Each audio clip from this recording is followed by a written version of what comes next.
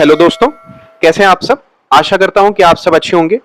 दोस्तों, हमारे चैनल पर एक श्रृंखला चल रही थी जिसमें पूर्व में हमारे जो सिलेक्टेड कैंडिडेट थे विभिन्न एग्जाम्स में जिनका सिलेक्शन हुआ था, टीजीटी हो, पीजीटी हो, जीआईसी लेक्चरर हो, इन सब एग्जाम्स में उन्होंने अपनी क्या स्ट्रेटजी फॉलो किया था जिससे उन्होंने इस प्रयास में ही अपना जो है सिलेक्शन पक्का किया और उन्होंने क्या क्या किताबें फॉलो किया है, हम इस पर बात कर रहे थे। हमारे चैनल पर विभिन्न विषयों के इंटरव्यू पहले भी हो चुके हैं, जैसे हिंदी के, इंग्लिश के, सामाजिक विज्ञान के, संस्कृत के, और इसके पहले साइंस और फिजिक्स के प्रवक्ता सर के भी हमने इंटरव्यू लिए हैं। आज इसी क्रम में हमारे साथ में मोहित गुप्ता सर हैं। मोहित गुप्ता सर का प्रथम प्रयास में ही सिलेक्शन हुआ था 2021 में।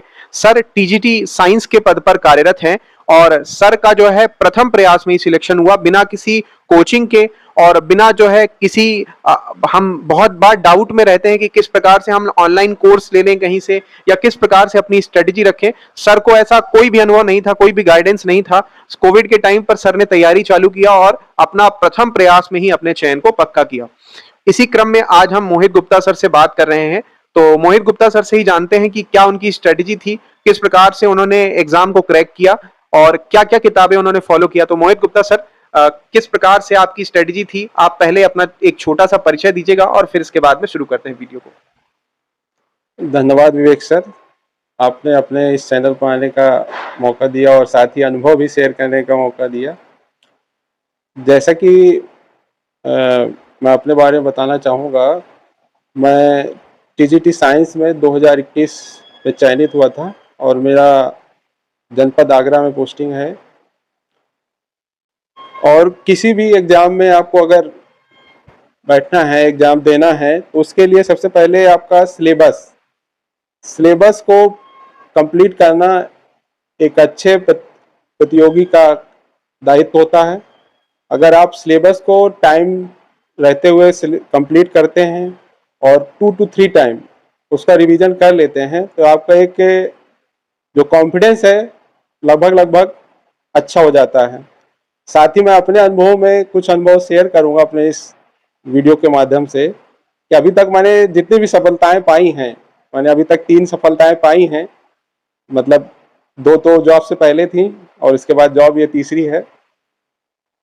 तो उससे पहले सबसे पहले मेरी जो सफलता थी, मैं क्योंकि बनारस हिंदू यूनिवर्सिटी से पोस्ट ग्रेजुएट हूँ, तो उसका भी मैंने सिलेबस पूरा कंप्लीट किया और सिलेबस कंप्लीट करके 2 to 3 टाइम उसका रिवीजन किया।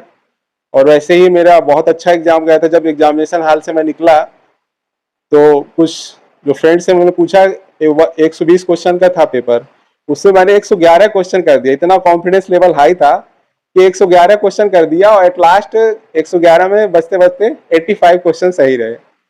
ऐसे ही जब रिजल्ट आया तो पता चला कि मेरा टॉप 10 में नाम है और टॉप 50 में, दोनों में नाम है। अगर ईडब्ल्यूएस से देखा जाए तो टॉप 10 में था, 9 रैंक थी, और जनरल रैंक में देखा जाए तो 48 रैंक थी ऑल इंडिया।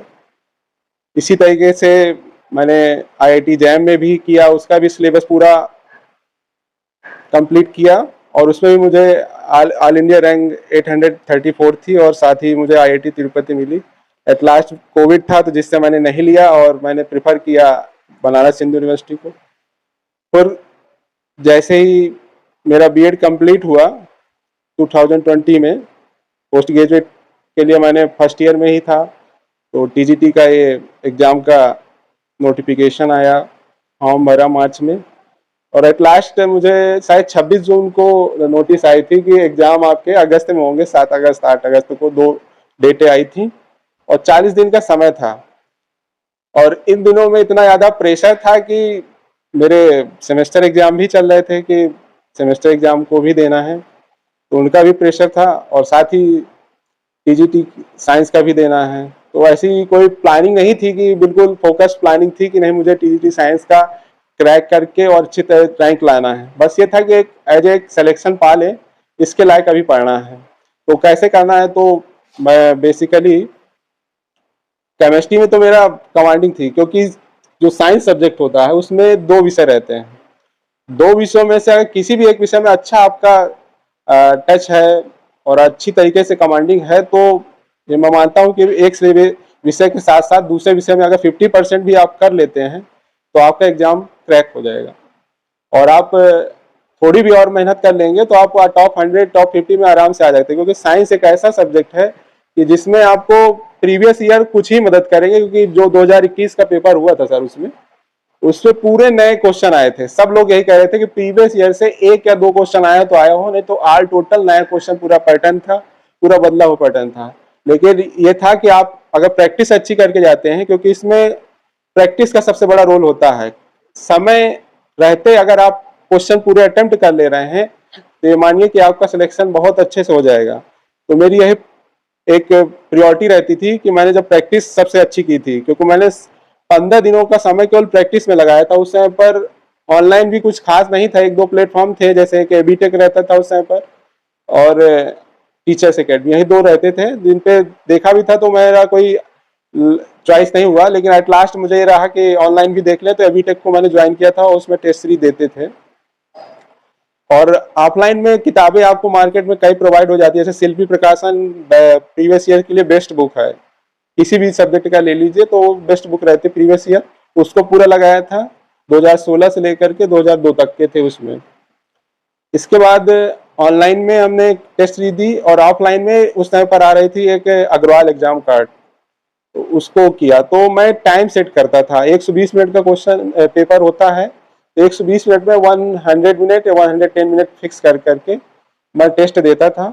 और उसमें मेरे केमिस्ट्री पार्ट में 60 में 60 सही, कभी 58 इस तरह सही होते थे, और फिजिक्स में 50% रहता था। मतलब एट लास्ट अगर कहें तो 30 क्वेश्चन या 35 क्वेश्चन तक सही होता था। एक एवरेज मेरा स्कोर 90-95 के आसपास जाता था। तो मुझे एक कॉन्फिडेंस मिला कि मेरा केमिस्ट्री तो सही है, बस फिजिक्स को मुझे थोड़ा सा इम्प्रूव करना है, और जितना मुझसे बेहतर हो सकता है मैं एग्जाम में दूंगा।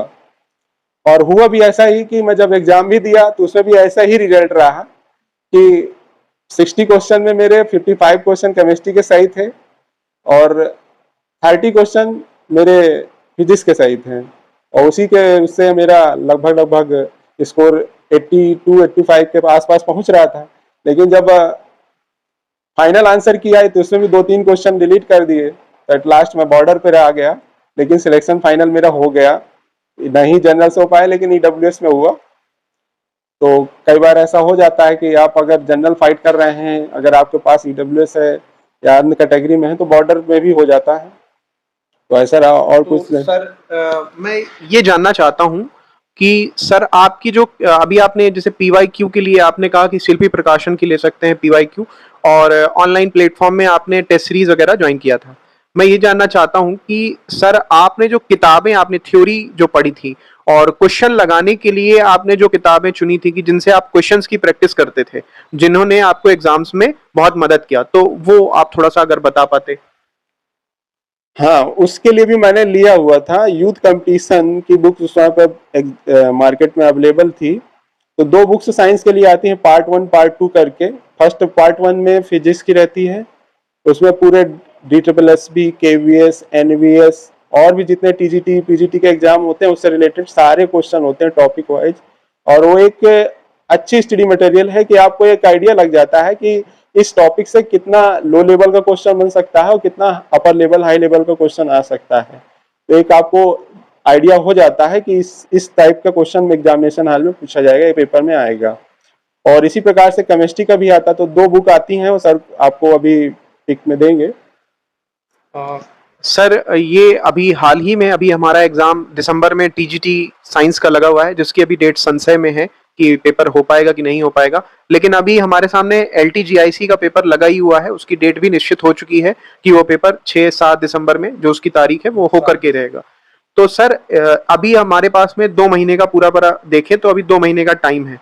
तो इन 2 महीने की लास्ट की क्या स्ट्रेटजी रहनी चाहिए, किस प्रकार से अपना कोर्स तैयार करना चाहिए? जो नए अभ्यर्थी जुड़ रहे हैं, क्या उनको अभी तैयारी करने का पर्याप्त समय है, या जिनकी तैयारी हो चुकी है तो उनको अपना रिवीजन किस प्रकार से करना चाहिए? देखिए, LT के लिए तो स्ट्रेटजी बहुत अच्छी रखनी पड़ेगी, क्योंकि जो है उसमें माइनस मार्किंग भी है और साथ ही साथ उसमें GS भी आना है। तो उसके लिए आप लोग को बिल्कुल ये मानिए कि अपने सिलेबस में जो आपका सब्जेक्ट है उसमें अच्छी तरीके से पकड़ होनी चाहिए। उसमें आप अगर बहुत अच्छी पकड़ रखते हैं और GS में नहीं है तो भी आपका सिलेक्शन 100% हो जाएगा। क्योंकि कोई भी अगर साइंस बैकग्राउंड का है तो उसका जीएस ये मान लीजिए सर कि नथिंग होता है। मान लीजिए अगर 30 क्वेश्चन आने हैं तो 5 क्वेश्चन भी अटेम्प्ट कर लेगा तो भी हो जाएगा। और वो 5 क्वेश्चन नॉर्मल क्वेश्चन होते हैं, क्योंकि 3 क्वेश्चन आपके मैथ के आएंगे, 1 या 2 रीजनिंग के, और नॉर्मल जीके जीएस से जो क्वेश्चन अगर आपसे हो जाते हैं करंट से 5 to 10 के बीच में आप कर लीजिए। दूसरी चीज सब्जेक्ट में है, तो सब्जेक्ट में ये मान के चलिए कि आपका अगर केमिस्ट्री अच्छा है तो केमिस्ट्री का 100% क्वेश्चन कर लीजिए, और साथ ही साथ फिजिक्स से कर लीजिए। और जैसा कि सर ने कहा कि कैसी तैयारी करें 2 महीने के लिए, तो 2 महीने के लिए देखिए आपको सिलेबस, मैं अब आपको फिर से वही बोल रहा हूँ कि सिलेबस आपका कंप्लीट हो जाए 15 नवंबर तक। फिर जो 15 डेज बचेंगे बस उसमें आपको केवल और केवल प्रैक्टिस और रिवीजन 2 ही चीज करने हैं, इसके अलावा अदर चीज कोई भी नई चीज नहीं पढ़नी है, प्रैक्टिस रिवीजन। उसके लिए 2-3 बुक्स आपके मार्केट में मिल रही हैं, जैसे कि मैं बता दे रहा हूँ। प्रैक्टिस के लिए एक प्रभात की आती है, गाइडर की आती है प्रैक्टिस बुक, एक अग्रवाल एग्जाम कार्ड है, यूथ है, और शायद घटना चक्र भी दे देता तक में। तो टेस्ट सीरीज जितनी आप अधिक से मैक्सिमम क्वेश्चन आप लगा लें वो आपकी बेस्ट प्रैक्टिस होगी।